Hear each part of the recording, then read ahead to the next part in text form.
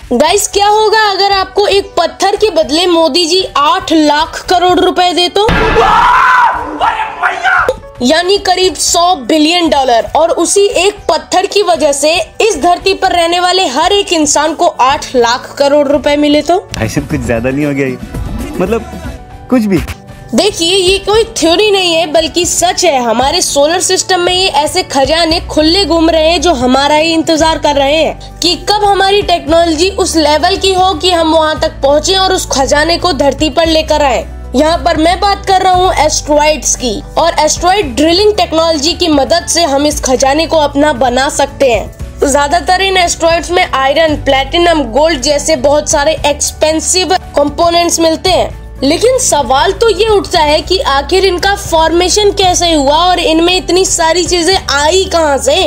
ये बात आज से लगभग 4.5 बिलियन साल से भी ज्यादा पुरानी है। जब हमारा सोलर सिस्टम बन रहा था तब न सूरज था, न मर्क्यूरी था, न वीनस था, न अर्थ था, न मार्स था। चारों तरफ थी तो बस गैस, और इन गैस क्लाउड में ग्रेविटी की वजह से एक दूसरे से मिलने लगे और इन्हीं की वजह से फॉर्मेशन हुआ प्लैनेट्स का।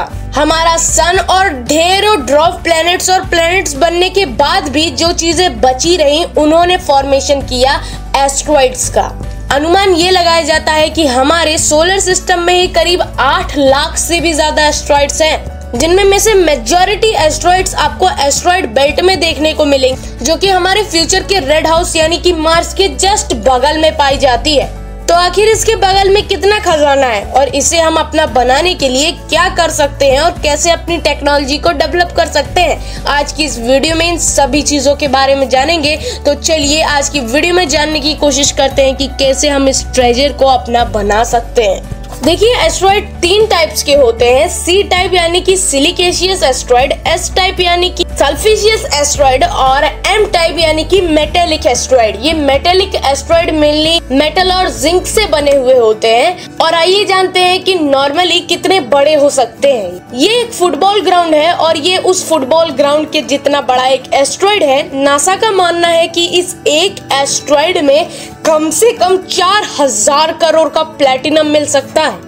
और कई रिपोर्ट्स ये भी कहती हैं कि अगर एस्ट्रॉइड बेल्ट में मौजूद सारा जो भी मेटल है उसे हमने एक्सट्रैक्ट कर लिया तो उसकी वैल्यू करीब 10 क्वांटिलियन डॉलर्स की होगी। ये नंबर इतना बड़ा है कि 1 के पीछे ऑलमोस्ट 18 जीरोस लगेंगे। नील डेग्रास टाइसन ये सबसे पॉपुलर एस्ट्रोनॉमर हैं इस दुनिया के। अगर आप थोड़े से भी एंथुजियास्ट हो स्पेस के मामले में तो आपने इनको जरूर देखा होगा।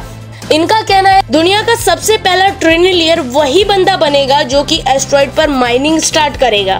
लेकिन अब इससे बड़ा सवाल ये उठता है कि आखिर हम एस्ट्रॉइड माइनिंग करना ही क्यों चाहते हैं, उसकी हमें जरूरत ही क्यों है? सबसे पहला रीजन ये है कि स्पेस में अनलिमिटेड रिसोर्सेज हैं जिसको हम आराम से यूज कर सकते हैं अगर हमारे पास वो टेक्नोलॉजी हुई। और दूसरा रीजन ये है कि स्पेस में तो अनलिमिटेड सोर्सेज हैं लेकिन धरती पर नहीं है।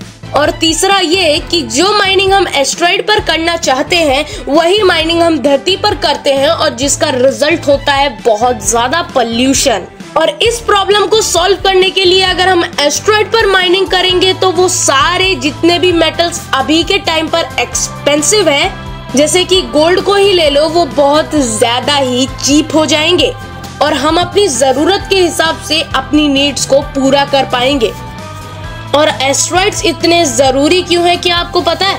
एस्ट्रॉइड से भले ही हमारी धरती को हर पल खतरा रहता है, लेकिन एस्ट्रॉइड्स बहुत ज्यादा इम्पोर्टेंट भी हैं, क्योंकि कई सारी थ्योरीज ये भी कहती हैं कि हमारी धरती पर पानी नहीं था। एस्ट्रॉइड जब ये धरती से टकराने लगे तब उन्हीं से हमारी धरती पर पानी आया था। कई सारे एस्ट्रॉइड जो कि स्पेस में ऐसे ही घूम रहे हैं वो हमारे लिए स्टॉप बन सकते हैं। इलॉन मस्क का कहना है कि हमें जल्द से जल्द कॉलोनाइजेशन करनी चाहिए पूरी गैलेक्सी में, वरना एक एस्ट्रॉइड की वजह से हम खत्म हो सकते हैं। अब भले ही एस्ट्रॉइड हमें डिस्ट्रॉय कर सकता है, लेकिन स्पेस में कॉलोनाइजेशन करने के लिए ये हमारे लिए स्टॉप बन सकते हैं जहां पर रुककर हम अपने स्पेसक्राफ्ट को रिफ्यूल कर सकेंगे।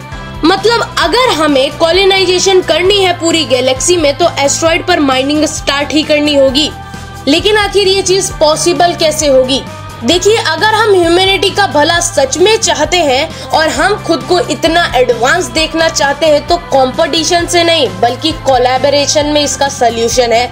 मान लीजिए हमें एस्ट्रॉयड माइनिंग का एक सलूशन निकालना है, जिस पर हमने सलूशन निकाला कि यूएई जैसा कोई एक देश उस पर इन्वेस्टमेंट करेगा और अमेरिका जैसा कोई देश उस मिशन के लिए हमें पेलोड्स प्रोवाइड करेगा और इंडिया में से ही कोई टैलेंट उस मिशन को सक्सेसफुल होने में सपोर्ट करेगा।